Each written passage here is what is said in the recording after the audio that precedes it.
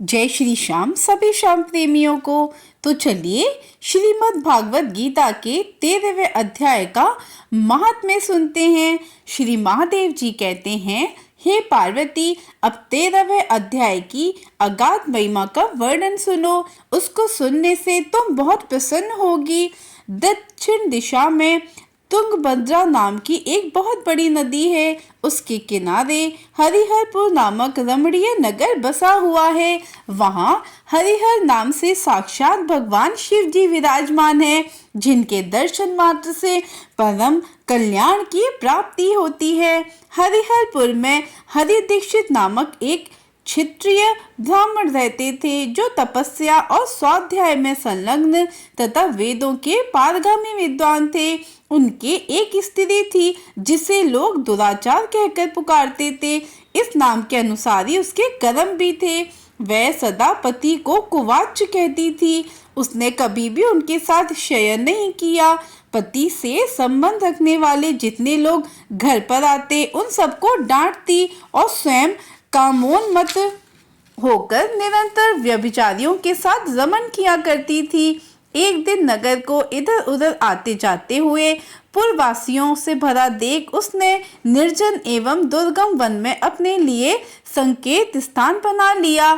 एक समय रात में किसी कामी को न पाकर वह घर के किवाड़ खोल नगर से बाहर संकेत स्थान पर चली गई। उस समय उसका चित्त मोहित हो रहा था। वह एक एक कुंज में तथा प्रत्येक वृक्ष के नीचे जाकर किसी प्रियतम की खोज करने लगी, किंतु उन सभी स्थानों पर उसका परिश्रम व्यर्थ गया।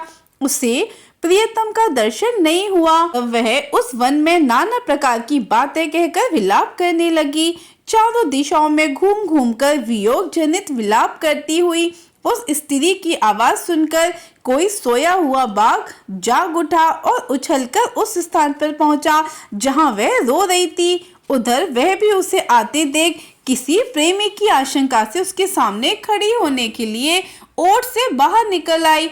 उस समय व्याघ्र ने आकर उसे नख रूपी बाणों के प्रहार से पृथ्वी पर गिरा दिया। इस अवस्था में वह कठोर वाणी में चिल्लाती हुई पूछ बैठी, अरे बाघ, तू किसके लिए मुझे मारने यहाँ आया है? पहले इन सारी बातों को बता दे, फिर मुझे मारना। उसकी ये बात सुनकर प्रचंड पराक्रमी व्याघ्र क्षण भर के लिए उसे अपना ग्रास बनाने से रुक गया और हंसता हुआ सा बोला, दक्षिण देश में मलापहा नामक एक नदी है। उसके तट पर मुनिपर्णा नगरी बसी हुई है। वहाँ पंचलिंग नाम से प्रसिद्ध साक्षात भगवान शंकर निवास करते हैं। उसी नगर में मैं ब्राह्मण कुमार होकर रहता था।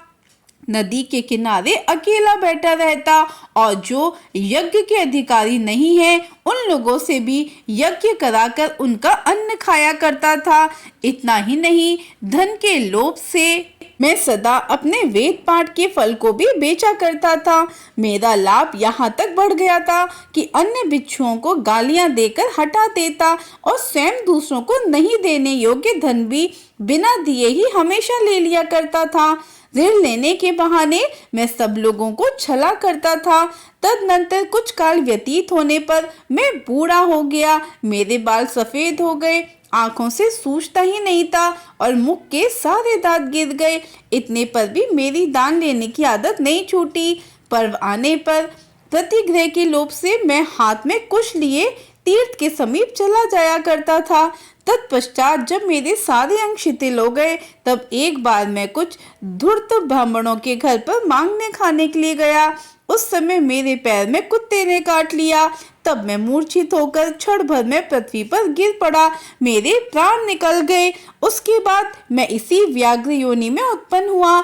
तब से इस दुर्गम वन में रहता हूँ तथा अपने पूर्व पापों को याद करके कभी धर्मिष्ठ महात्मा, यति साधु पुरुष तथा सती स्त्रियों को मैं नहीं खाता। पापी दुराचारी तथा कुलटा स्त्रियों को ही मैं अपना भक्ष्य बनाता हूँ, अतः कुलटा होने के कारण तो अवश्य ही मेरा ग्रास बनेगी। यूं कहकर वे अपने कठोर नखों से उसके शरीर के टुकड़े टुकड़े करके खा गया। इसके बाद यमराज के दूत उस पापनी को संयमनीपुरी में ले गए। वहां यमराज की आज्ञा से उन्होंने अनेकों बार उसे विष्ठा, मूत्र तथा रक्त से भरे हुए भयानक कुंडों में गिराया। करोड़ों कल्पों तक उसमें रखने के बाद उसे वहां से लेकर 100 मनवंतरों तक रौरव नरक में रखा। फिर चारों ओर मुंह करके दीन भाव से रोती हुई उस पापनी को वहां से खींचकर दहनानन नामक नरक में गिराया। उस समय उसके केश खुले हुए थे और शरीर भयानक दिखाई देता था। इस प्रकार घोर नरक यातना भोग चुकने पर वह माँ पापनी इस लोक में आकर चांडाल योनि में उत्पन्न हुई। चांडाल के घर में भी प्रतिदिन बढ़ती हुई वे पूर्व जन्म के अभ्यास से पूर्ववत पापों में प्रवृत्त रही और फिर उसे कोढ़ और राज्यक्षमा का रोग हो गया। नेत्रों में पीड़ा होने लगी। फिर कुछ काल के पश्चात वे पुनः अपने निवास स्थान हरिहरपुर को गई, जहां भगवान शिव के अंतःपुर की स्वामिनी जम्बिका देवी विराजमान है। वहां उसने वासुदेव नामक एक पवित्र ब्राह्मण का दर्शन किया जो निरंतर गीता के 13वें अध्याय का पाठ करते थे। उनके मुख से गीता का पाठ सुनते ही वह चांडाल शरीर से मुक्त हो गई और दिव्य देह धारण करके स्वर्गलोक में चली गई। आशा करती हूँ आपको ये जानकारी अच्छी लगी होगी। अगर आप इसी तरह से श्रीमद् भागवत गीता के हर अध्याय का महात्म्य सुनना चाहते हैं तो इस चैनल पर बने रहिए।